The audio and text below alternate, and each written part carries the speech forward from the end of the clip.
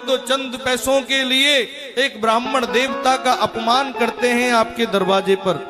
और ध्यान रखना, ब्राह्मण का अपमान करोगे ना तो कुल का नाश हो जाएगा, ये ध्यान रख लेना। ब्राह्मण का, संत का, गुरु का कभी अपमान नहीं करना चाहिए। अगर करोगे तो कुल का नाश हो जाए। भगवान ने ब्राह्मण को कितनी बड़ी पदवी पर बैठा रहा है। और इस कलयुग में तो ब्राह्मण से बड़ा देवता कोई नहीं है, क्योंकि देवता भी ब्राह्मण के पीछे पीछे दौड़ते हैं। अब पंडित जी महाराज जहां हवन यज्ञ कराने जाते हैं तो क्या करते हैं? स्वाहा। और जब वो स्वाहा बोलते हैं तो देवताओं को भोजन मिलता है। और हम लोग चंद पैसों के लिए उस जागरण में, जो जागरण वाला चंद पैसों के लिए झांकी को दिखाता है ना, और हम लोग तो ना समझे, हमें तो पता ही नहीं है। हमें तो सिर्फ अपने मनोरंजन से मतलब है।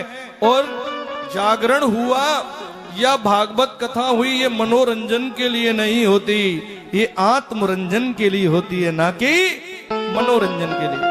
आत्मरंजन के लिए होती है, आत्मा को तृप्ति के लिए होती है, आत्मज्ञान के लिए होती है। और हम लोग ब्राह्मण का अपमान करते हैं। तो ध्यान रखो माताओं, मेरे जितने भी भाई बंधु यहाँ बैठ करके कथा को सुन रहे हैं, और जो भाई बंधु टीवी चैनल के माध्यम से कथा को देख रहे हैं, मैं उन सभी से अनुरोध करता हूं कि अगर कहीं पर भी जागरण हो रहा हो और सुदामा जी महाराज को धक्के मारने वाली झांकी दिखाई जा रही हो, तो भैया पहले तो रोकने का प्रयत्न करना।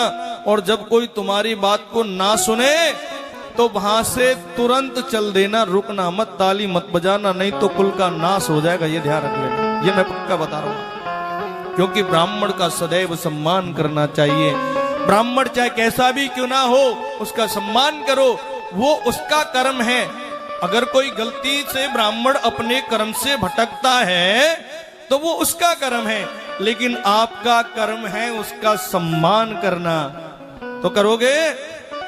झांकी वाकी बंद कराओगे नहीं कराओगे? कौन कौन कराएगा ऐसी झांकी को बंद? मेरे साथ भागवत कथा में संकल्प लेना, दोनों हाथ उठा करके, ऐसे नहीं, दोनों हाथ उठाएं सभी। हम आज से कभी भी ब्राह्मण का अपमान नहीं करेंगे। बोलिए ब्राह्मण देवता की।